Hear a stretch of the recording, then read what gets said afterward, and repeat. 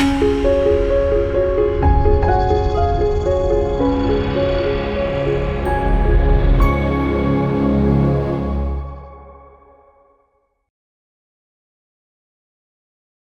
మాత్రం. నేను మీ journalist Navata. Welcome to our channel. మనం తరచుగా మంచి జీవితం కోసం విదేశాల వైపు చూస్తుంటాం. కానీ కాస్త ఆలోచిస్తే లండన్ లేదా న్యూయార్క్లో ఉన్న ఒక బిలియనీర్కు కూడా దొరకని కొన్ని రోజువారీ సౌకర్యాలు మన భారతదేశంలో మధ్యతరగతి వారికి కూడా చాలా సులువుగా దొరుకుతున్నాయి. నమ్మరా? అయితే ఈ వీడియో పూర్తిగా చూడండి. మన దేశంలో సామాన్యుడి జీవితం కూడా ఒక విఐపి లైఫ్ స్టైల్ అని చెప్పడానికి 8 నిదర్శనాలు ఉన్నాయి. చెప్తా చూడండి. ఉదయం 7 గంటలకు రొటీన్. కేవలం కొన్ని రూపాయలకి ప్రతిరోజు ఉదయాన్నే ఫ్రెష్ పేపర్ మన గుమ్మం ముందుకు వస్తుంది. అదే వెస్ట్రన్ దేశాల్లో అయితే ఇది ఒక ఖరీదైన సేవ. పైగా అక్కడ ప్రింట్ మీడియా దాదాపు అంతరించిపోయింది. ఇక ప్రపంచ దేశాలు బేసిక్ ఇంటర్నెట్ కోసం నెలకు $50 అంటే సుమారు 4,000 కంటే ఎక్కువ ఖర్చు చేస్తుంటే మన దేశంలో కేవలం 300కే హై స్పీడ్ 5G డేటాను ఎంజాయ్ చేస్తున్నాం.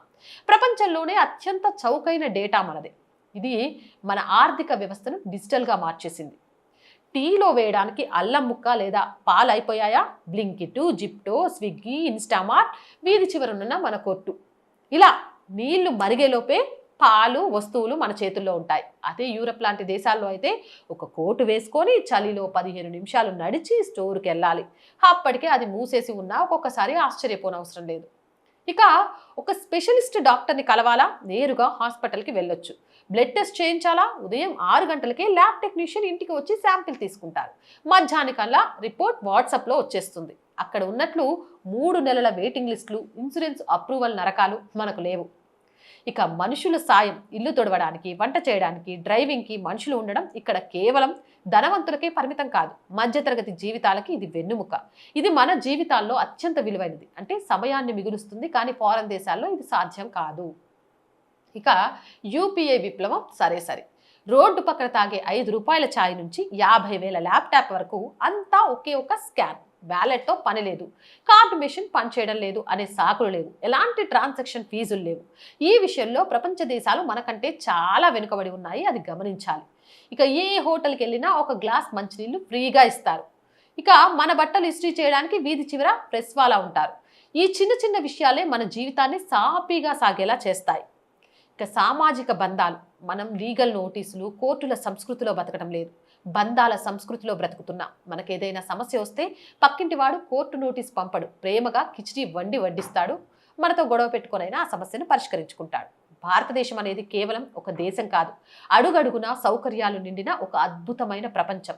పాశ్చాత్య దేశాలలో ప్రజలు తమ పనులన్నీ తామే చేసుకుంటూ సగం జీవితాన్ని గడిపేస్తుంటే ఇండియాలో మాత్రం మనల్ని కనిపెట్టుకొని చూసే ఒక సేవ ఆధారిత జీవనశైలి ఉంది. ఇక్కడ మనం కేవలం బతకటం లేదు, మనల్ని ప్రతి క్షణం చూసుకునే ఒక వ్యవస్థ ఉంది. విదేశాలకు వెళ్ళి మన బట్టలు మనమే ఉతుక్కొని గిన్నెలు తోముకునేటప్పుడు మన దేశంలో ఉన్న ఈ రాజభోగం విలువ ఏంటో ప్రతి ఒక్కరికి అర్థమవుతుంది. కాబట్టి తూర్పుకైనా వెళ్ళు, పడమరకైనా వెళ్ళు, భారతదేశమే నెంబర్ 1.